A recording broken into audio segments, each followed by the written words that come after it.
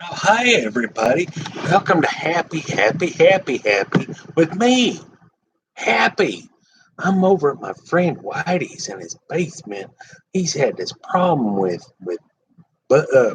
flies, and he's got me all. Can you come over and help me clean up? And he leaves it nowhere to do. Oh, it's just nasty. But I figured I'd take a break because I don't think I need to explain that. I just need a break.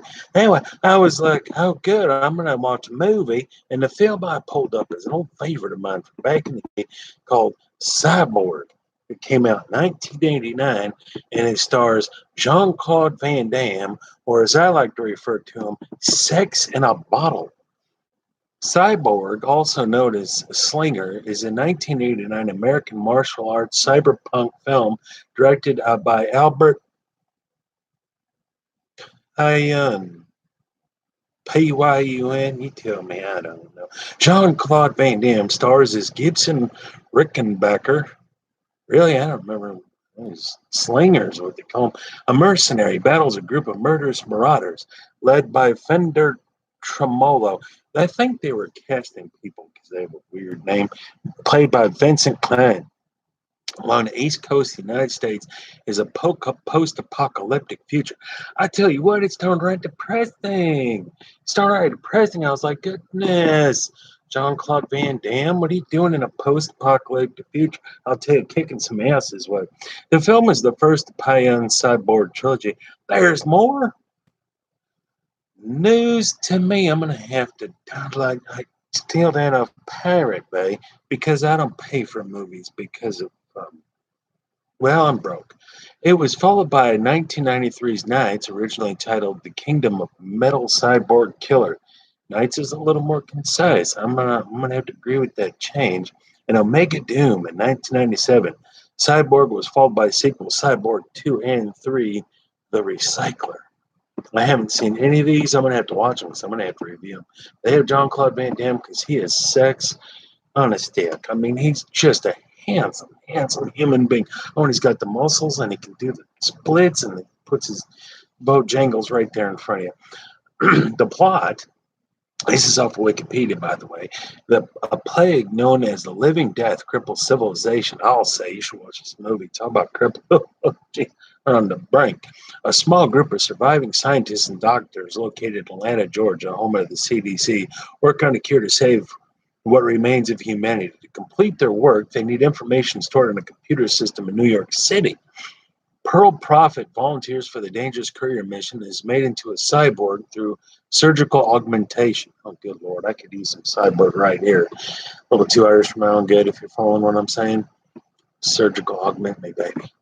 Pearl, accompanied by the bodyguard Marshall Stratt, retrieves the data in New York but is pursued by the vicious Fender Tremolo and his gang of pirates. Fender wants the cure so he can have a monopoly on its production. Stratt, badly injured while fighting the pirates, tells Pearl to leave him and find a mercenary known as a slinger. I'm going to escort him safely. There's some bugs. Oh, good Lord, that's why he brought me here. I'll tell you what, basement. She's concerned, but is saved by the singer named Gibson Rickenbacker. I'm not making that up. That's a horrible decision for this character's name, Rickenbacker. Nothing says I can kick some ass like Rickenbacker. It sounds like you're going to make some popcorn, not beat up pirates. After she explains her situation, they are overrun by Fender's gang, and Gibson is knocked out by falling debris. Fender demands that she accompany him to Atlanta or die. Fender's gang slaughters a family and steals their boat. They head south for Atlanta via the intercoastal waterway with the captive Pearl. Gibson had been tracking the pirates, arrives at the scene of slaughter later that night, and a shadowy figure attacks him, but he disables her. She turns out to be Nadie Simmons, a young woman who mistook him as a pirate. Nadie, whose family is wiped out by the plague, joins Gibson, and Gibson is less concerned with a cure for the plague than with finding Fender. Gibson and Nady trek southward through the wastelands where bandits ambush them. Concerned for Nady, Gibson unsuccessfully attempts to convince her to stow away after declining sex with Nady. Oh, he did? I don't know if they made that clear. I've been watching it chunks. Oh, shit, she's kind of cute. Gibson reveals that all he cares about is revenge against Fender, who killed his lover and destroyed his chance to have a normal life and family. Sure did. And it was sad. Sad the way they did that. Intercepting Fender and his crew near Charlottesville, South Carolina, Gibson defeats most of the men, but Fender shoots him with an air rifle. Now nursing a gunshot wound. Okay, I'm gonna stop right there because that's we're getting into spoilers at this point. But that's the idea. So what's happening here, again, it's a post-apocalyptic future. And Jean-Claude Van Damme, he takes people from the really bad parts to the nicer parts of what's left of humanity and society is basically what goes on. But then, like he said, the bad guy shows up and kills the people that he's kind of befriended and turning into a family with. And then he's now on a revenge course with this guy. Runs into the lady with the pretty hair and the nice, what you call DSLs. DSL stands for dick sucking lips. And then basically, that's a whole lot of hoopla because what it all comes down to is Jean Claude Van Damme not wearing a shirt and kicking some ass. Oh boy, he's nimble and quick. Oh my goodness. So Cyborg on paper isn't really that good of a movie. It's actually a bad movie. It's like a B movie. I mean, like, for this and $50, I could have made this with, like a paper route funding film. Good Lord. But it just has that certain je ne sais quoi. It's got that certain something to it. So there's a number of scenes where they clearly just took like an old abandoned warehouse, threw some crap around, and then had actors run around in it with the shit they were wearing when they showed up to set that day. It's not that great. You just don't buy the world too much, but the actors bring a lot of fun to it, especially Jean-Claude Van Damme. God damn, this is 1989. Jean-Claude Van Damme. I mean, it's just like sex all over the place, just muscles. And he looks into the camera and just like, oh, melt me butter, melt me like butter, Jean-Claude Van Damme. So, and then there's a lot of action and shooting. And one thing that's interesting about this world that kind of makes sense is that we're in a super duper, this is like a dystopia 2 or 3 generations later. So I'd imagine everybody just kind of ran out of ammo and they aren't making more because they don't have the ability to do so. So instead of a lot of guns and shooting, everybody's got knives and everybody's got, like blades and daggers, 10-foot poles, and that's what they're kicking each other's ass with. So instead of a lot of guns and ammo, it's a lot of martial arts. And of course, Jean-Claude Van Damme is Jean-Claude Van Damme, and he's like, hell yeah, I kick some ass. And he's got all these different moves. I mean, it's a lot of fun. So and then it's kind of like Warriors, if you remember that from about 10 years earlier, with all the different gangs, with all the different outfits, and there's like a motif to their gang. It's a similar kind of thing. And so there's one scene where he's fighting dudes that look like Marine Recon or something. And, I kind of feel bad because I'm like, no, not the Marine Recon guy. But at the same time, he can kick a lot of ass and take a lot of names. There's not too many. There's like, it's Jean-Claude Van Damme, and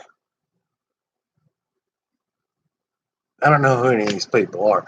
Now, the one guy that plays the main bad guy had that small role in Point Break when he's fighting, Keanu Reeves and Bodie, played by a guy who's, I'm blanking on his name. Red Dillon. What the hell was his name? Patrick Swayze. When he's one of the 4 guys with the guy from Red Hot Chili Peppers, and he's like, we're just going to mess you up. And then he gets beat up. He's that guy. He's in this movie. He's the main villain. And then I recognize another guy. He's like from the movie Gladiator. He's that big German dude. He was in Beer Fest, and he's in this. He's got a small role. But in this film, one of the things, man, was the 80s. You tell me, a lot of people had big hair. And it's just like, man, that's a lot of hair for a man that big. But it's a thing. So, I ain't going to explain it. But it's a lot of fun. It's a lot of fighting. It's a lot of different sets and backgrounds. And then, of course, they're on, like, the bad guys are pirates, sort of.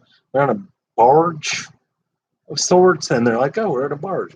And they're going from point A to point B. So a lot of it's shot like marshes and stuff. It's a lot of fun. Just Cyborg with Jean-Claude Van Damme. A lot of fighting, a lot of killing, interesting set pieces, and costumes are kind of cool. The one thing that I kind of get, the villains have all their own unique outfit. They're not uniforms. They make their own kind of unique look, and a lot of 80s hair. And then That's kind of cool, but a lot of them just really couldn't fight. And so Jean-Claude Van Damme's like, hot knife through butter, get out of my way. But they look cool, and I just thought they could have dedicated a little more time to giving these guys, making a little more badass and less look like a bunch of Hollywood actors getting the butts kicked by a guy who actually knows what he's doing. But aside from that, I mean, a lot of cool stuff, and it feels like those Asian movies where, of course, there's a lot of kung fu, and then two people got to stare each other down, all intense and all stuff. There's a lot of that in there, so it's a good, fun movie. It's a low budget kind of B movie feel, but again, it's just got that certain something to it. Mainly Jean-Claude Van Damme, and I highly recommend this film. So, if you have not seen Cyborg, a sci-fi classic from 1989, well, you're missing out, especially on this sexy, sexy beast of an actor they put in this film, and Jean-Claude Van Damme in his prime. So, go watch this film. I got to help Whitey clean up this basement, and you have well, just a nice day, I suppose. And again, if you enjoyed our material, please like, subscribe, hit that bell icon to help me on my show. Happy, happy, happy, happy with happy. And I'm happy. In case oh, it's the other guy. No, it's me. So watch this show and tell your friends, have a wonderful day. And then go watch Cyborg and eat some popcorn and some jujubes. Maybe some Mountain Dew with each thing. Or maybe you're going for vegetables. I don't know. I don't want to tell you about my diet one. I got a lot of emotional personality in the middle. You have a wonderful day.